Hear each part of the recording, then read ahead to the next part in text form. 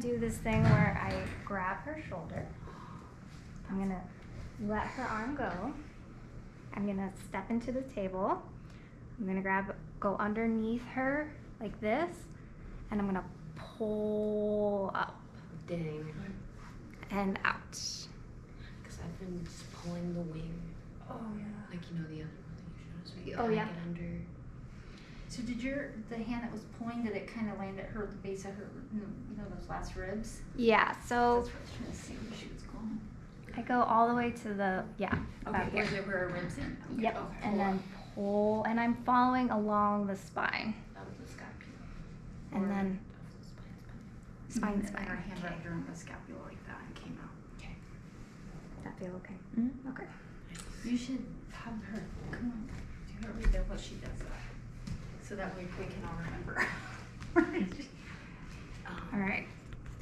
Is it tres minor and major? So, rhomboid. I'm not going to go down the shape, but I can see your arm still in the scapula.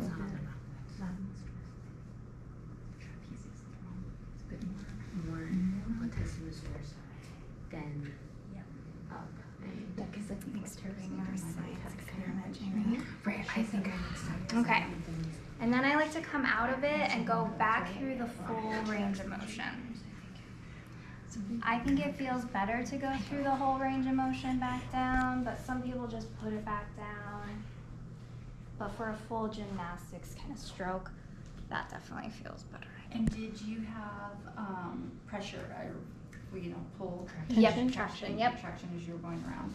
Yep, yes. So you wouldn't do this on someone who dislocates easily. So if you know somebody who has shoulder issues, you could easily dislocate it for them. So you could do this move without traction. And then also some people might not have the full range of motion. So that's why I asked her before we started if she had any limited range of motion, just because otherwise you have to you might just not be able to go all the way up. Because you can come here and then go over here and do stuff like this if you needed to. But for the sake of the series, you guys can try the whole thing. So that is kind of one gymnastics. The other kind of stretching is the pin and stretch. So I like to do this for the bicep. So once you're done, once you're done with the arm pull, you'll come back, do a nice reconnecting stroke. Then you're gonna bring the arm back out here. You're gonna take the palm of your hand and you're gonna push it. You're gonna bring the arm up here, the hand, so that it's, I think that's 90 degrees-ish. Yeah. Math is not my strong suit. Then I'm gonna push into her bicep and I'm gonna slowly lower it down. So this is a pin and stretch. And then I'm gonna bring it back up. I'm gonna go further up the arm and I'm gonna slowly bring it down. You go up a little bit further and slowly bring it down. You could get more intense and like use your fist on this too if they can handle it. Everyone's gonna be a little different, so feel free to play around with it. I think we did something kind of like this on the hamstrings, if I remember correctly.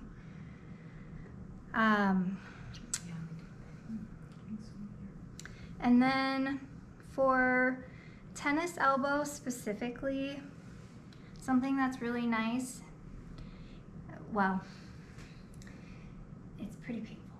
So nice is not, It's a derogative term. yeah. It feels really good afterwards, like the relief of it. So what I do is I come up into the elbow in here, and this is going to be really hard to see from this angle, but I come into it and around in here. Is that tender? Oh. Okay. Are you above the elbow or below the elbow? I'm gonna come to the other side. You know, like, Closer. are they like closer to her shoulder? Or is it- Closer to the hand. Okay. And you'll kind of feel it's pretty wiry in there. And what I do is I kind of bring it straight, and then I just drop and like let the weight of her arm kind of sit in there. Is that too much? Okay. If they have tennis elbow, it's super painful, but you just hang out there for about 15 seconds or so. How much are you putting much pressure on your thumb with your thumb? No pressure on my thumb. Okay. It's actually just my finger, and it's pretty small area.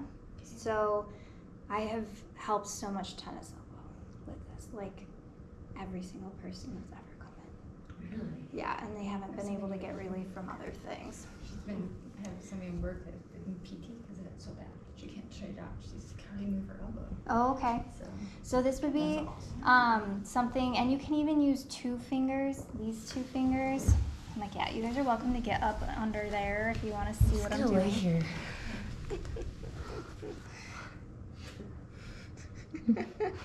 So you're like right below her elbow then. Yep.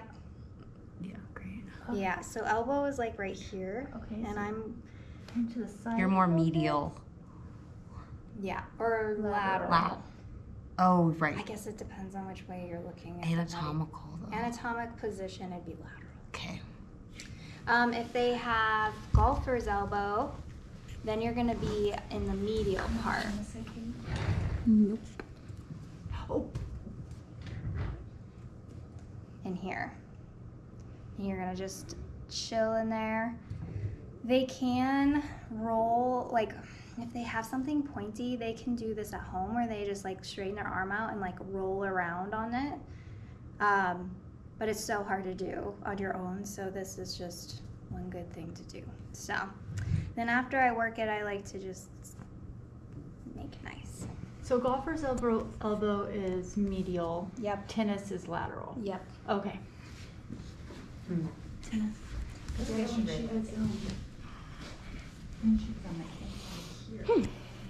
Yeah. I'm the kind of person who's like, if I can get the shot, I'm gonna get in there. Yes. So make nice, and then we did like the wrist stretch that way. You can do some stuff this way if it feels good for them, and then you can also go both this way and that way. I'm just pretty gentle with it. I just don't want to like hurt anything. Do you feel stretch when I go that way? A little bit. A little bit? Yeah. And then how about when I go that way? Tennis is lateral. Yeah. So like around here. And then golfers is medial, so she was tucked in. Okay. So, deportment on the arm. Have you guys tried that yet? No. Mm-mm. So I guess because this way, or if it feels Right. comfortable for them to lay that way, but usually most people are like this. So you'll just put it back down.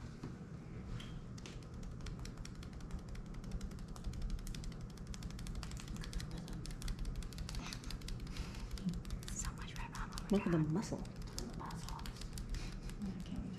And then I like to peck Mm. in these areas because, well, I mean, you could turn your body and do more of like this kind of thing, but I think this one feels better. Any slapping? What? Slapping.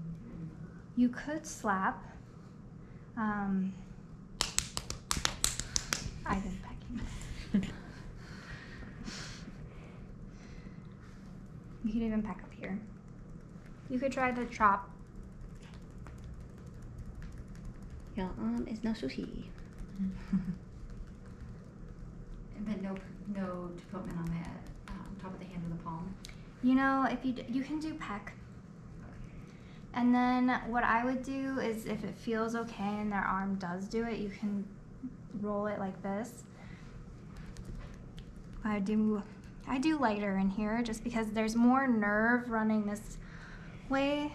Like this is all muscle, but you've got a lot of nerve and your artery runs in there. That's why when people are trying to kill themselves, they don't slit this part of their mouth. That's a good point. I mean, you can also see the veins, you know, but you know, that's just if that helps you remember. And then I'm gonna say, if you do this, you could peck with one hand if you wanted to, or this would be a good slap spot. But I feel like her hand's gonna fly off. So I'd probably use my hip. Peck that little hand. I met a survivor one time, and he said, if you want it quick, slit up. If you want it painful, slit sideways. Yep. Good times. I was like, I don't You're wanna like, know. Mom. I'm going the wrong way. Oh my god. Okay. And then nerve stroke.